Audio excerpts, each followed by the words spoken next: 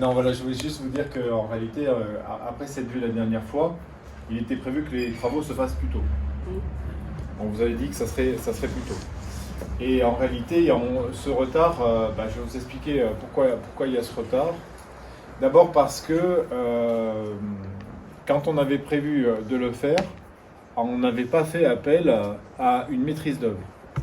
Une maîtrise d'œuvre, c'est un cabinet d'études qui va faire tous les plans, qui va aussi définir en fait tout ce qui est nécessaire pour faire les travaux. Alors les linéaires de réseau, que ce soit les plastiques, que ce soit pour le téléphone, que ce soit pour l'électricité, les caniveaux, le type de matériaux utilisés sur le revêtement, etc., etc.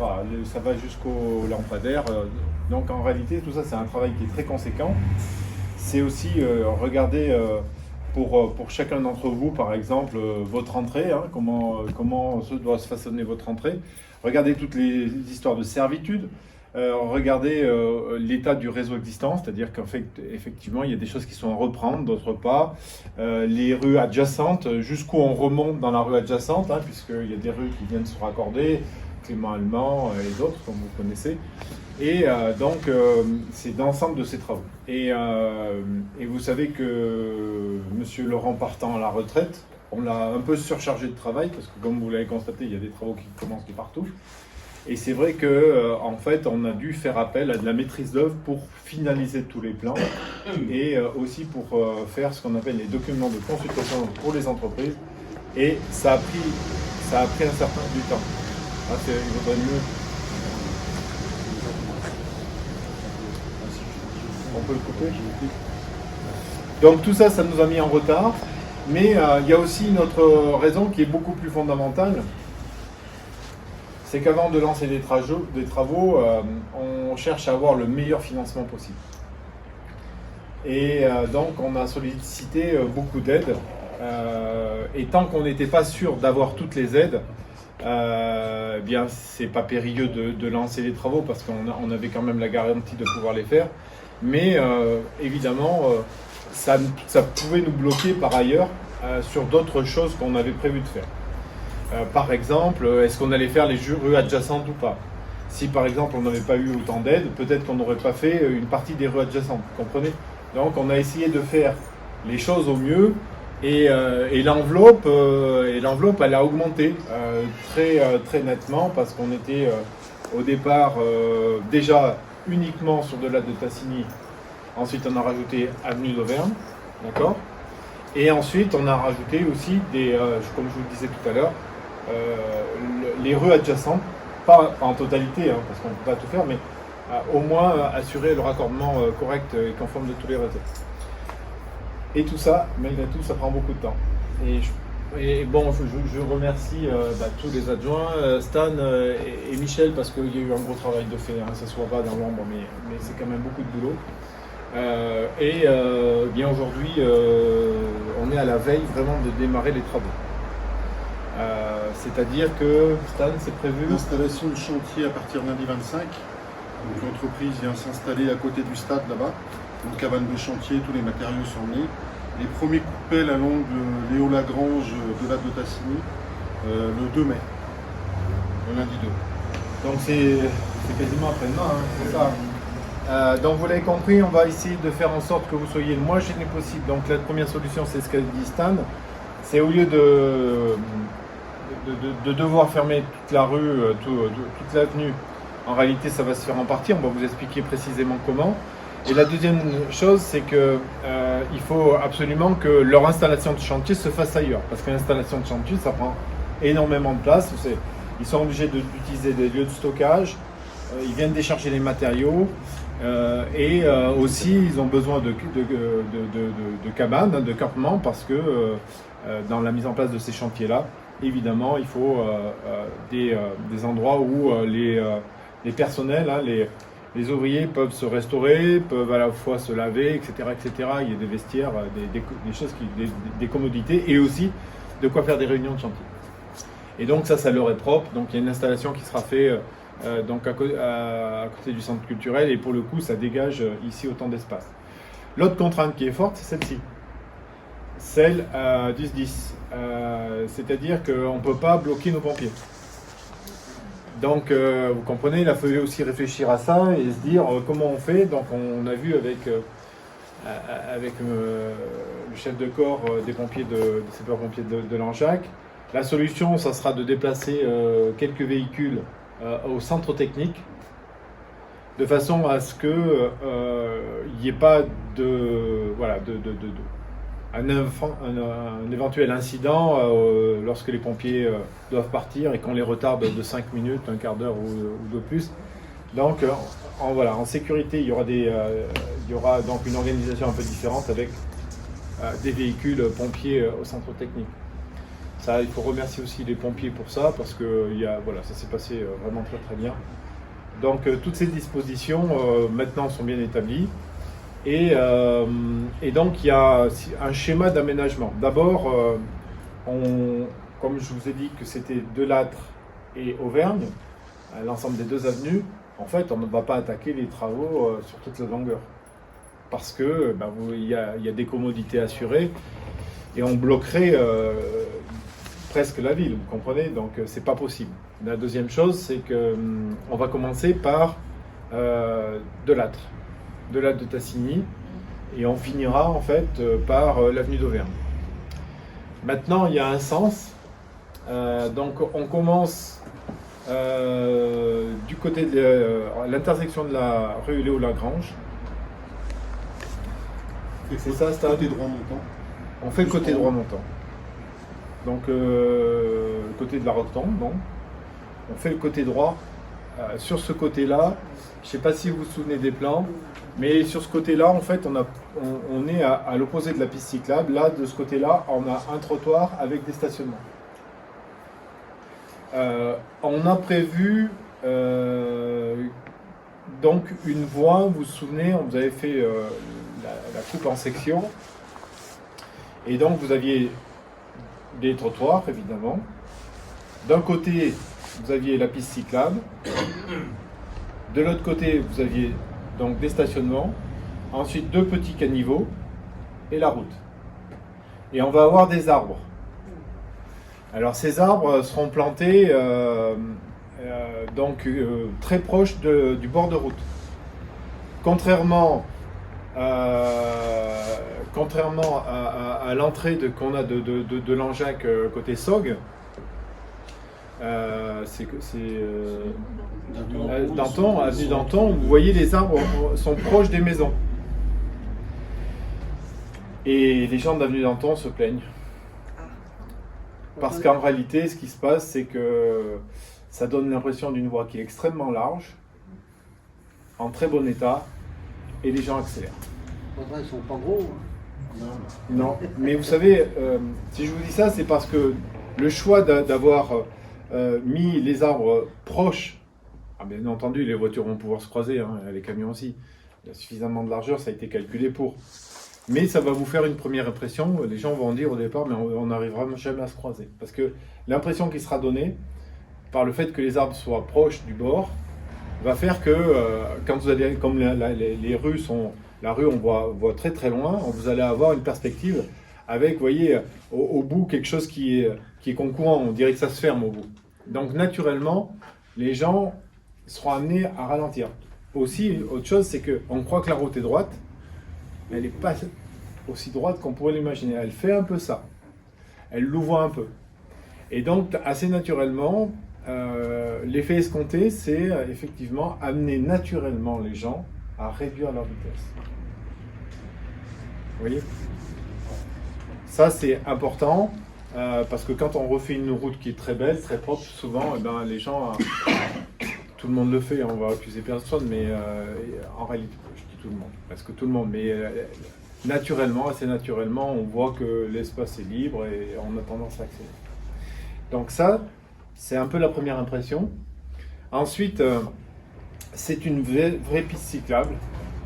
Donc cette piste cyclable, ça va être vraiment déterminant, puisque elle va permettre à terme, si vous voulez, de relier le centre-bourg, nos écoles, parce que la future programmation, c'est l'avenue de la Gare. On vous l'avait dit, hein, mais certains n'y croyaient pas, mais l'avenue de la Gare sera lancée à l'étude en fin de cette année, pour être réalisée probablement fin d'année prochaine. Voilà, il faut que le temps, vous comprenez, on ne peut pas être en chantier partout, hein, donc il faut que les choses se fassent, mais de manière coordonnée. Mais tout ça va permettre en fait d'avoir des voies piétonnes et cyclables qui vont relier aussi la gare, évidemment. Donc je parlais tout à l'heure des écoles, de l'ensemble des écoles, hein, c'est-à-dire la présentation, Jules Ferry, Saint-Joseph. Et vous le comprenez, on part donc direction de nos infrastructures, de nos stades d'un côté, de l'autre côté du gymnase, de la halle des sports, du futur aquadome et bien sûr du collège du Hautalier. Donc on va aussi plus loin que ça parce que ça sera aussi l'axe de la Via Allier. Alors cette Via Allier, je vous l'avais dit la dernière fois, c'est une piste cyclable qui relie en fait la Loire à la Méditerranée. Donc elle vient de l'Allier, elle traverse le Puy-de-Dôme pour arriver jusque chez nous par les gorges. Elle s'en va en remontant sur Langogne et elle redescend ensuite dans le sud. Et elle passe à Langeac. Et on ne voulait pas faire passer cette piste cyclable ailleurs que par le centre-ville. Et on voulait aussi que les gens qui vont arriver chez nous, ce seront des touristes. Hein. Ça a un certain succès, hein, ce type de voie. Hein. Si vous avez eu l'occasion de voir ça ailleurs, ça a vraiment du succès. Et donc, tout naturellement, cet axe-là sera utilisé. Alors évidemment, ça changera quelque peu les habitudes, mais voilà. Aujourd'hui, dire à son enfant d'aller au collège ou au gymnase, d'y aller en vélo. Moi, j'ai eu un accident quand j'étais jeune. Je parle de moi, mais voilà, pour vous dire que nul n'est à l'abri. Mais j'ai eu un accident pas très loin de là en vélo, quoi. J'allais au collège. Donc c'est vrai que aujourd'hui, voilà, il faut favoriser ce type de pratique. Alors évidemment, ça fait partie d'un schéma général. Il y aura d'autres pistes cyclables sur Langeac, notamment des choses qui vont relier ensuite le secteur qu'on appelle du Petit Breuil avec tous les logements sociaux, mais aussi tout le quartier résidentiel qu'il y a derrière, mais aussi Saint-Roch, etc. Tout ça, c'est prévu dans le temps et c'est programmé. Voilà. Donc, on commence par chez vous, en fait. Vraiment, ce qui commence fondamentalement, c'est ici que ça commence. Alors, il y avait des travaux sur Delà des Tassigny qui avaient été prévus par l'ancienne municipalité. C'était en projet. Donc, on n'a pas abandonné ce projet. Hein. Voilà. Ce qu'on a fait par rapport au projet de l'ancienne équipe, c'est que on a été plus loin en fait dans les mobilités qu'on appelle douces aujourd'hui, c'est-à-dire des rues apaisées. On a retravaillé un peu ça. Et puis surtout, ce qu'on a fait en plus du projet, c'est que on ne s'est pas arrêté comme c'était prévu à aller au Lagrange, on ira jusqu'à Super-U. C'est vraiment ça qui est fondamental. L'idée, c'est que vous puissiez prendre votre vélo, aller faire vos courses. Voilà. Tranquillement, paisiblement, avec un panier sur votre vélo. Voilà. Et en sécurité. Et en sécurité. En sécurité. Ça marche ailleurs, il n'y a pas de raison que ça ne marche pas chez nous. Donc, ça sera évidemment nouveau. Stan, tu expliques un petit peu la chronologie des travaux du coup? Donc du coup, on attaquera le 2 mai par le croisement donc Léo Lagrange de la de Tassigny pour faire ce qu'on appelle la réalisation du départ de raccordement où tous les tuyaux viendront se jeter après dedans. Après, on a une étape 2, c'est la pose des réseaux d'eau usée, d'eau pluviale et AEP, donc l'eau potable, et tous les raccordements secs, France Télécom, EDF et Orange, donc tout en côté droit montant jusqu'à la route de la gare. Une fois arrivé là-bas, on redescend dans le sens côté droit, où on y fait tous les traversées de chaussée et on fait tous les raccordements. Et par tranche, après, on fera tous les essais de mise en pression d'eau et tout pour éviter de couper tout le monde. On fait une tranchée, on la teste et après on branche les gens tout de suite pour pas qu'il y ait de coupure automatique. Et après, une fois qu'on a fait tout ça, les enrobés seront faits et tout, et après on attaquera la suite par l'avenue d'Auvergne, quoi. Et on y fera les réseaux pareil dans le même système. Il faut penser au gaz aussi. Hein. Il y a... Oui, donc si vous voulez encore vous raccorder au gaz, il faut le demander maintenant. Parce qu'une fois qu'on aura fait le traitement de surface, on ne peut plus toucher la chaussée pendant 5 ans. Donc des raccordements gaz, et on ne fait pas de réservation. GRDF ne veut pas faire de réservation d'avance, il faut qu'il y ait un compteur au bout. Donc voilà. Donc ça a un peu de délai, donc il faut y penser maintenant. Il y en a eu pas mal de fêtes déjà, donc pour les derniers restants, il faut y penser. Les demandes de raccord de gaz, c'est pour ceux qui ne sont pas déjà... Voilà, pour se raccorder au gaz de ville, ouais. Pour être sûr. Parce qu'il y en a pas mal qui sont encore tous avec de l'électricité ou n'importe, donc si vous voulez vous mettre au gaz de ville, c'est maintenant. Il faut aller à la mairie pour prendre Non, mais je ferai passer quelque chose, mais non, c'est directement avec GRDF. On fera passer une adresse mail ou quelque chose pour envoyer ou des courriers. Et l'entreprise après se déplace vite. Donc comme ils savent que nous on va être en chantier, ils vont vite, ça va pas traîner, quoi. Il y a une chose importante que vous devez savoir, c'est qu'on reste à votre écoute. Il y a des réunions de chantier qui se programment normalement chaque semaine. Les lundis à 10h. Voilà, ça sera les lundis Les matin. lundis, ouais, à 10h. Voilà, donc si au demeurant vous avez des remarques à faire ou même un conseil, parce qu'il y a une chose qu'on n'a pas vue, ou quelque chose qui vous dérange, vous n'hésitez pas à nous le dire, parce que c'est toujours assez tôt d'intervenir lors de ces réunions de conseil en disant attendez, ce que vous avez fait là, ça va pas aller parce qu'il y a ci ou il y a ça. Voilà. Donc c'est bien d'avoir cet échange d'informations. Donc vous n'hésitez pas. Hein. Vous savez que nous, les plans sont faits, certes, mais il y a toujours des choses qu'on peut être amené à faire évoluer. Hein. Voilà, à améliorer aussi. Ce qu'on peut vous montrer, c'est peut-être les plans.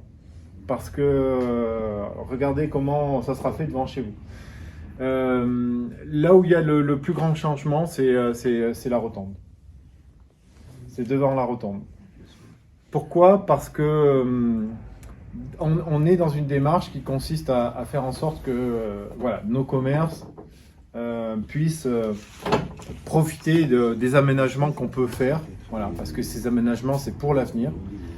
Et donc, que ça soit en centre-bourg ou ici, on fait attention à ce que les commerces qui soient existants, on puisse faire quelque chose qui soit plus commode pour leur commerce. Et chez vous, par exemple, on était vraiment au bord de la route. Et donc, on va vous proposer, effectivement, en tout cas, la solution qu'on propose, qui est vraiment un beau trottoir devant vous, un vrai trottoir, et aussi une petite terrasse. Voilà. Donc mais vous comprenez que c'est un choix important parce que ça oblige à en fait réduire la largeur de la voie et donc à avoir sur une voie un double sens. C'est-à-dire que quand il y a deux voitures qui vont arriver face à face, il y en a une qui va devoir s'arrêter pour la laisser passer l'autre. C'est aussi la façon de ralentir sans mettre des dos d'âne. En fait, si vous voulez, ça appelle naturellement les gens à ralentir. Voilà. Alors là aussi, on n'est pas les premiers à faire ça. Si vous allez à Vieille-Brioude, ils ont fait aussi ces étranglements, ces chicanes. Donc, et là, on trouve le bénéfice de pouvoir vous libérer un peu de place pour le bar, et c'est bien nécessaire parce que, bon, vous savez, c'est aussi pour les gens qui connaissent pas votre bar, l'occasion de montrer on peut s'arrêter, on peut boire un verre, on peut, voilà. Donc ça c'est important. On le fait par ailleurs. Hein.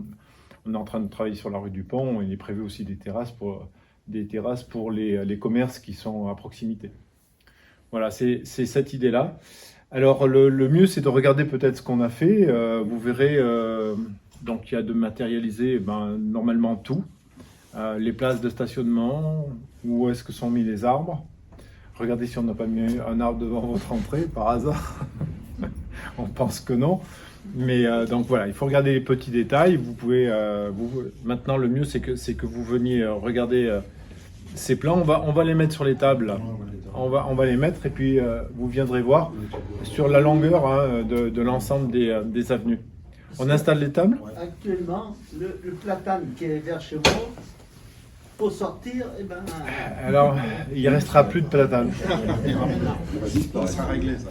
Le problème, c'est que... Alors, c'est vrai que ça fait toujours mal au cœur d'enlever des arbres, c'est clair. Mais on a, avec ces arbres qui datent maintenant, de gros problèmes avec nos réseaux. Parce qu'il n'y a rien qui arrête un arbre. Ça vous soulève tout, on a des fuites, et on ne peut pas refaire correctement la voirie en gardant les arbres. C'est impossible. C'est à contre-cœur qu'on le fait, c'est pour en planter d'autres. Alors les arbres sont un peu différents parce que vous savez que les platanes en fait ont tendance à partir les racines ont tendance à partir à l'horizontale et ça lève absolument tout. C'est même pour les maisons, quelquefois ça porte dommage aux maisons. Et là on aura plutôt des arbres qui ont des racines qui descendent, un peu comme les chênes par exemple. on a des palmiers. Non, alors l'essence des arbres, je sais pas ce que c'est exactement comme, mais c'est pas des palmiers. On aime bien les Niçois, mais on veut pas ressembler aux Niçois en fait. Non, mais c'est plutôt que les palmiers, il n'y a pas de racines. Ah oui, c'est vrai. C'est tout petit. Oui, c'est vrai. Elles sont pas longues et tout à fait en bas, ouais. Non, mais nous malheureusement, on n'a pas le même climat non plus. Mais voilà, donc c'est des arbres qui vont, évidemment, ils vont pas être très gros. Il faudra un peu de temps pour. Mais bon, c'est des arbres qui doivent faire déjà 3 mètres 50 de haut, quoi. Ils sont posés dans des buses pour que les racines descendent. Pour moi, moins il y en a, mieux ça me porte. Oui. Alors moi, plus il y en a, mieux ça me porte. On fera une moyenne, On a essayé d'être au milieu.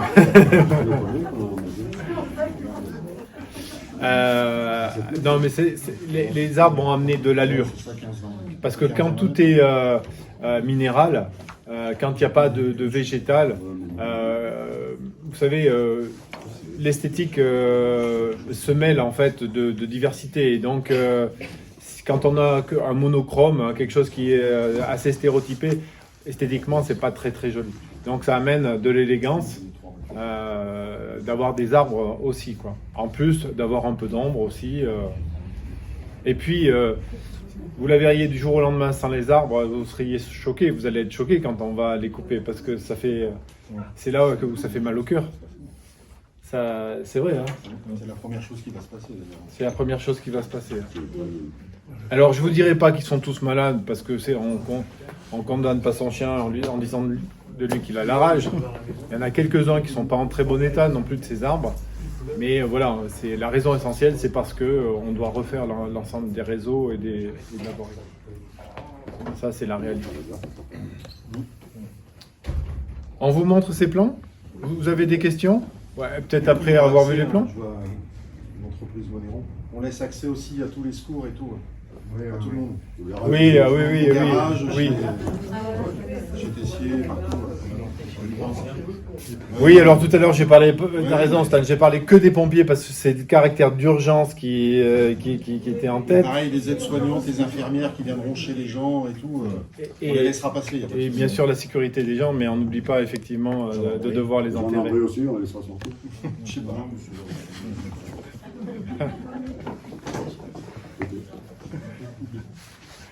Oui, bien sûr, la gendarmerie, donc voilà, vous voyez, il faut combiner. Faut combiner. Mais dans un premier temps, les travaux sont prévus sur une dizaine de mois Ouais, à peu près 10-11 mois.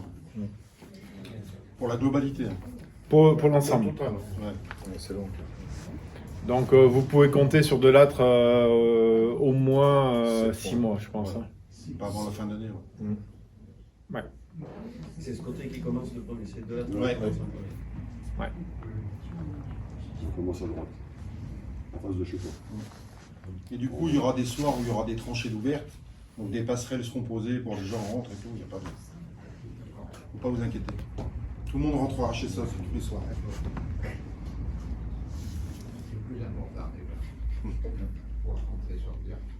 Et donc pour les garages aussi, pour les... à chaque fois que je vais vous parler, messieurs. Normalement, oui, on laisse accès à chaque fois, ouais, tous les Oui, soirs. ça ce sera parce que... Voilà. Il faut, ouais. On l'a demandé à l'entreprise de toute façon. Donc,